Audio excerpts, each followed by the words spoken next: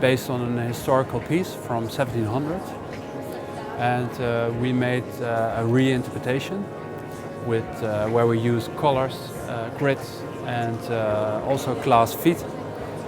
The size and the proportions and measurements are actually the same from the original piece.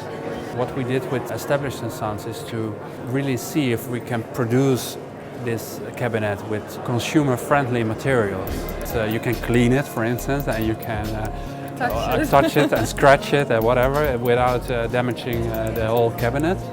And now we really are focused on trying to make a translation from our basic ideas, the aluminium and there the print, towards the abet laminati material, which is really impressive what they did, because the colors are really bright.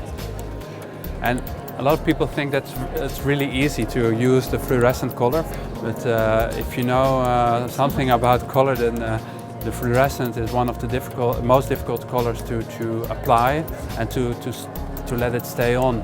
Bright yellow turns in sun yellow, you know, and all. Fades quickly, and it's really difficult because it's not a raw color so nobody can spray it, you know. So well, we found all these new techniques to make sure we really got the colors that we want to have. Before you know, it's a sort of handwriting using color. It is a story about the turtle, which is on the list of extinction, on the red list. And we use all kind of associations with this story. So the prints are printed on a new machine who can print directly on the material, like a piece of paper, but then on the wood. And it's really impressive, the quality, and it's like if they are hand-drawn. They're so precise. The life of a tuna, well, a lot of people only know it from the can. They don't even know that it's such a big fish.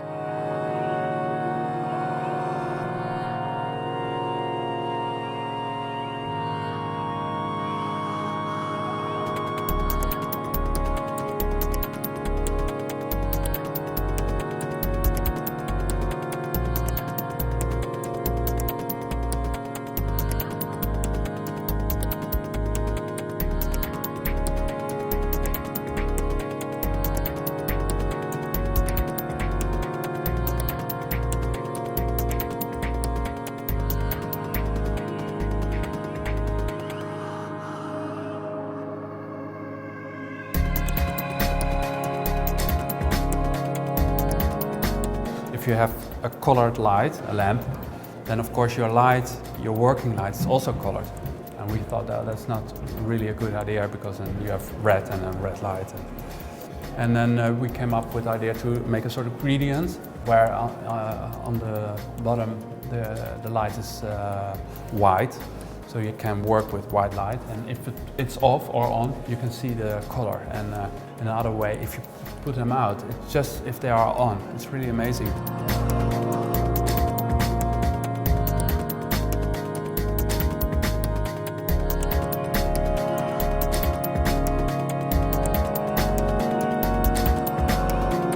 For me, the main challenge was to make something that looked fairly simple, and it had somehow still the characteristics of a bench chair that was made out of elements.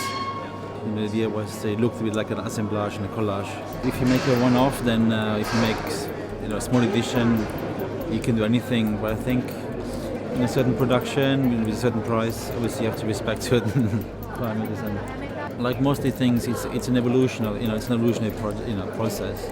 You start somewhere with an idea, you try something out, and you learn from it, and you move on. So it's kind of a trial and fail somehow, and eventually end up with something that you're hopefully happy with.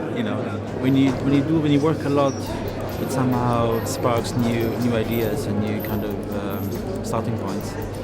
So maybe that was the most interesting outcome for me for the 100 chairs. It was not just the results, the 100, but actually the results of thinking about 100 chairs and thinking on from there.